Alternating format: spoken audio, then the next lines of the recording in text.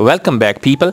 पोर्टमैंटो words सुना है कभी? पोर्टमैंटो वर्ड्स ऐसे लफ्ज़ जो दो लफ्ज़ों को मिला के एक लफ्ज़ बनाए, मतलब दो लफ्ज़ों की साउंड को भी और उनके मीनिंग को भी हम मर्ज कर दें एक लफ्ज़ में, तो इसे हम पोर्टमैंटो वर्ड्स कहते हैं। For example, chill, hey chill man, relax, और हम इन दोनों को मिला के कहेंगे चिलैक्स, यानी बहुत रिलैक्स भी करो और चिल भी करो।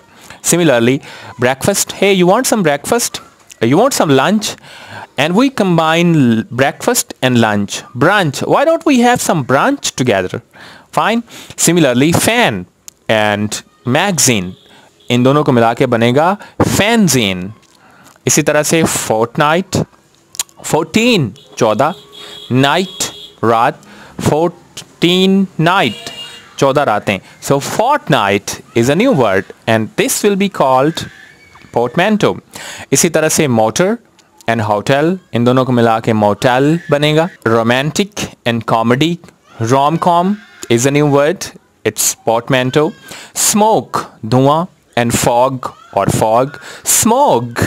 Similarly, science and fiction, इन दोनों को मिला के sci-fi बनेगा. The last one is spoon, चम्मच, and fork, कांटा. So spork, both चम्मच and the कांटा.